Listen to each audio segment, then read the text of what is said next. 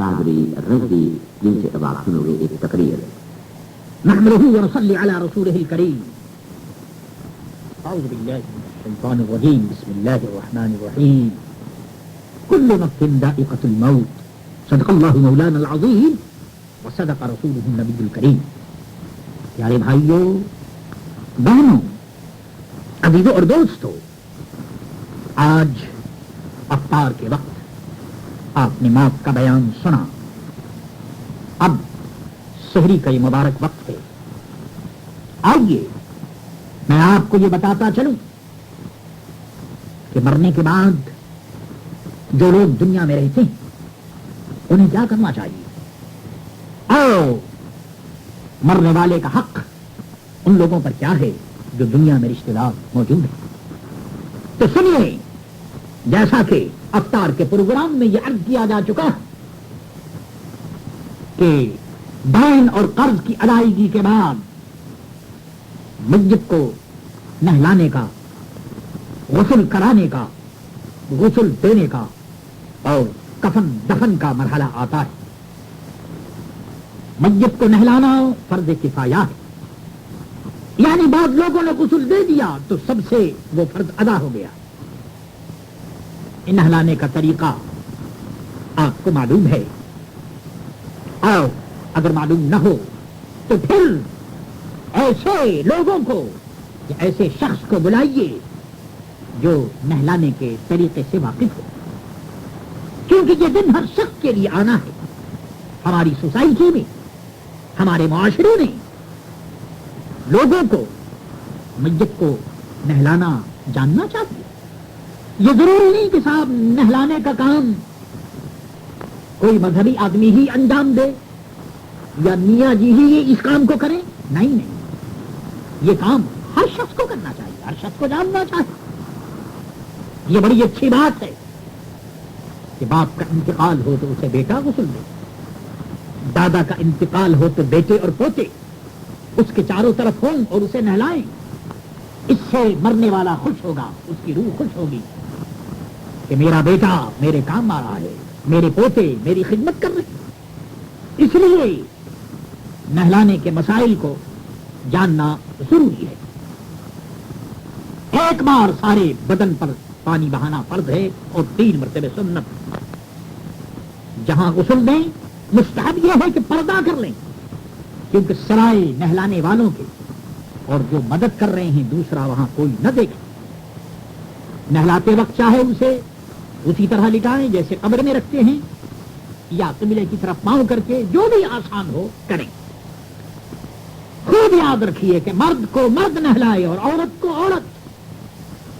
مردہ اگر چھوٹا لڑکا ہے، بچہ ہے، تو اسے عورت بھی نہلا سکتی ہے، اور چھوٹی لڑکی کو اگر بچی ہے تو مرد بھی نہلا سکتا ہے. چھوٹے سے مراد یہ ہے کہ جس کو ہم اپنی زبان میں بچہ اور بچی، لڑکا اور لڑکی کہتے ہیں، یعنی وہ بالغ نہ ہو. اور سنیے،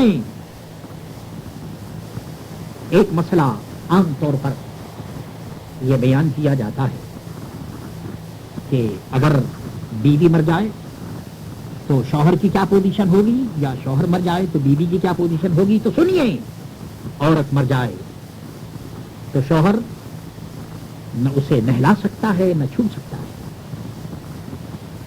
شوہر اپنی بیوی کو نہ نہلا سکتا ہے اور نہ اسے چھو سکتا ہے، نہ اسے ٹچ کر سکتا ہے.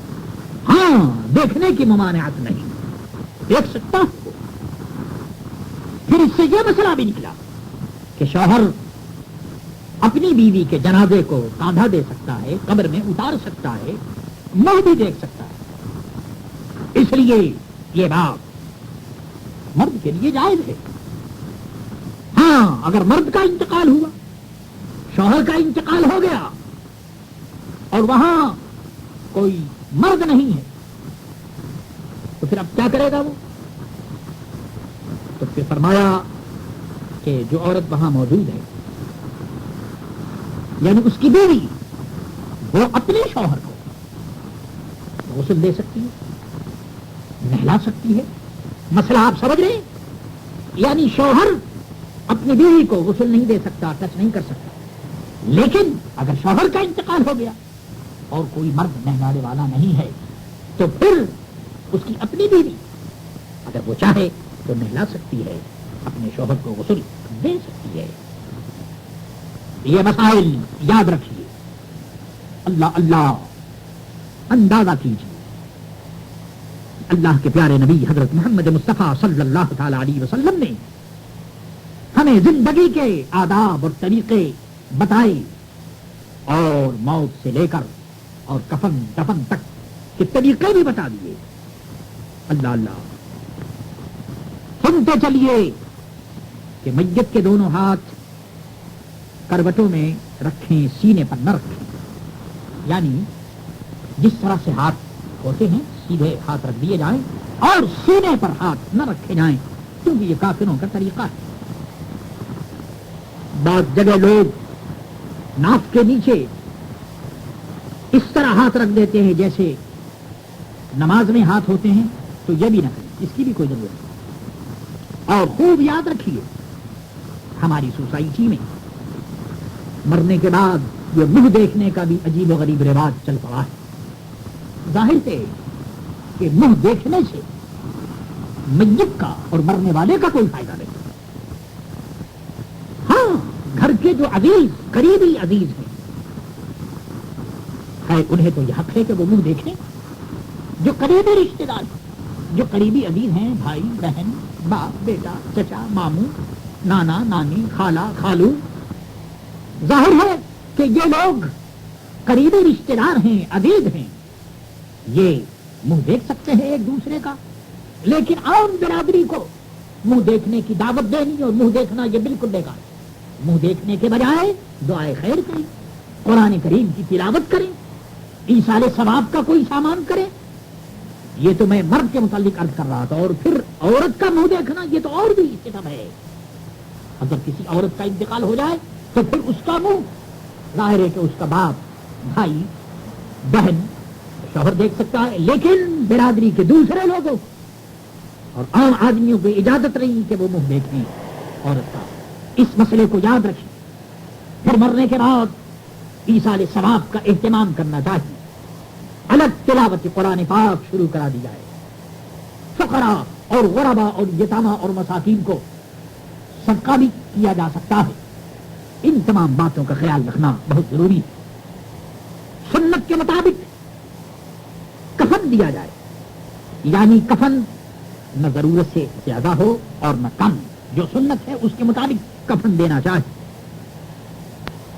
یاد رکھیے، کفن اچھا ہو، یعنی اچھا ہونے کا مطلب یہ ہے کہ مرد عید اور جمعہ کے لیے جیسا کپڑا پہنتا تھا اور عورت جیسا کپڑا پہن کر کے اپنے گھر جایا کرتی تھی، بس اسی اعتبار سے اس کا کپڑا ہونا چاہیے، یعنی اچھا کپڑا ہونا چاہیے۔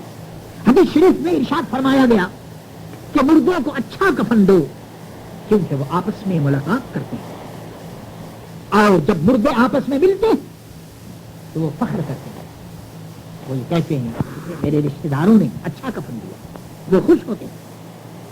کفن کا رنگ سفید ہونا چاہیے۔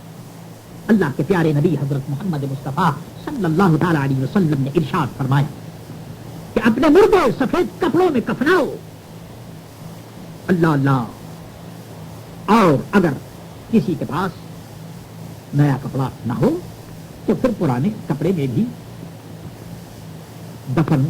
کفن دیا جا سکتا ہے۔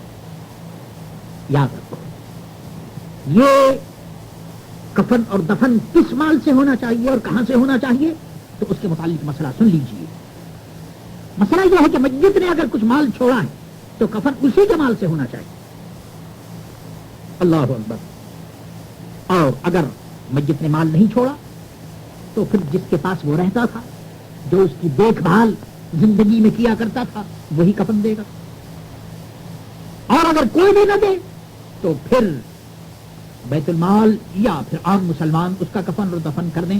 بہرحال اسی طرح سے عورت نے اگر سے مال چھوڑا ہے لیکن اس کا کفن شوہر کے دن، یعنی عورت کا کفن اس کا شوہر دے گا۔ اللہ اکبر۔ رب کریم ہمیں ان باتوں پر عمل کی توفیق عطا فرمائے. خوب یاد رکھیے کہ یہ کفن اور دفن کے جو مسائل ہیں اس میں آپ اسے نوٹ کر لیں کہ یہ کفن اور دفن یہ زکات کے پیسے سے نہیں دیا جا سکتا، بلکہ جیسا کہ میں عرض کر چکا ہوں کہ میت کے مال سے، اور اگر وہ مالدار نہیں ہے تو پھر اس کے جو رشتہ دار ہیں عزیز ہیں وہ یہ کام کریں. یہ سارے مسائل کہ نہلانا کیسے چاہیے اور کفن کیسے پہنانا چاہیے، یہ سارے مسائل آپ کو سیکھنے چاہیے اور جاننے چاہیے. جب کفن اور دفن بالکل جب تیار ہوں تو پھر جنازہ قبرستان کی جانب لے جایا جائے اور نماز جنازہ کے لیے جو مقام مخصوص ہے وہاں نماز جنازہ پڑھا دی جائے.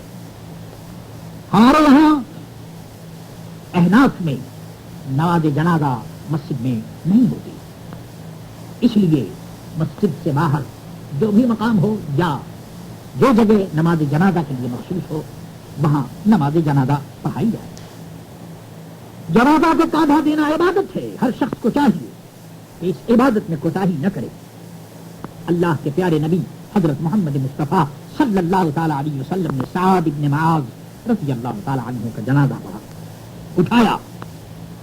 سنت یہ ہے کہ یکے بعد گرے چاروں پایوں کو کاندھا دے، یعنی اگر چار پائی پر جنازہ ہے تو پھر چاروں کونے کو وہ کاندھا دے اور ہر بار 10 قدم چلے.